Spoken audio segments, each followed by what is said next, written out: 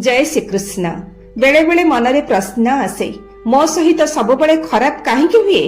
भगवान श्री कृष्ण कहती, हे अर्जुन, कौनसी भी परिस्थिति सबुदिन पाई रही नाही। जेउ घटना को तुमे आज खराब भावुच, हुए तो ताहा तुमको भविष्यतर कौनसी बड़ संकटरू रक्षा करिबा पाई एक प्रस्तुति।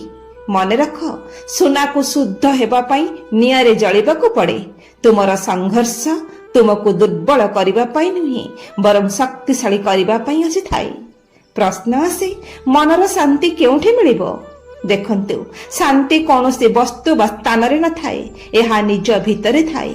जेतेबेले मनीष बाह्य जगतर आशा एवं अपेक्षा को त्याग करी निजर कर्तव्य रे संतुष्ट रुहंती, सेतेबेले ही से प्रकृत शांति पांती।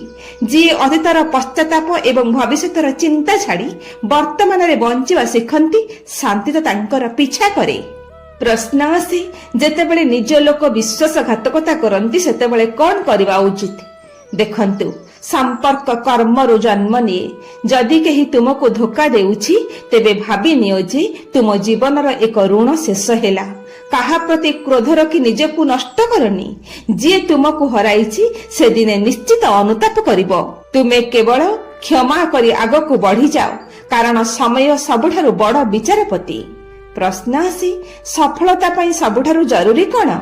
देखंतु, सफलता बाहर दुनियार जय नुहे, बरं निजर आलस्य आ भय उपरे विजय। जे प्रतिदिन निजर भूल सुधारिबाकू चेष्टा करंती, से ही प्रकृत रे सफल। काहा सह प्रतियोगिता करंतुनी, बरं गत कालीर निज ठारू आजिर निजकू उन्नत करंतु। सफलता आपणक पछरे निश्चित आसीबो। बेले बेले मनरे प्रश्न आसे, भगवान आम प्रार्थना काहींकि सुनंती नाही? भगवान श्री कृष्ण कहती, हे अर्जुन, प्रार्थना केवल मागिबा पाई नुहे, एहा भगवानकर सह जड़ित हेबा पाई। मने रख, मु तुमर प्रतिटी शब्द शुणे, किंतु मु तुमको ताहा दिए नाही जहा तुमे चाहुछ।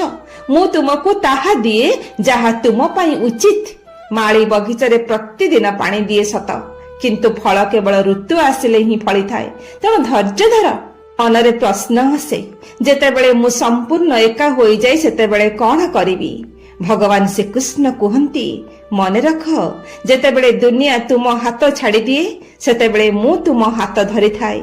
एकाकी रहिबा कौनसी दंड नुहे, एहा एक सुजोग निजको चिन्हिबा पाई एवं मोर बा परमात्मांकर निकटतर हेबा पाई। जे निज भितरे मते खोजी पाए, से केबे भी निजको एका अनुभव करे नाही कि तार हार मध्य हुए नाही। जय श्री कृष्ण।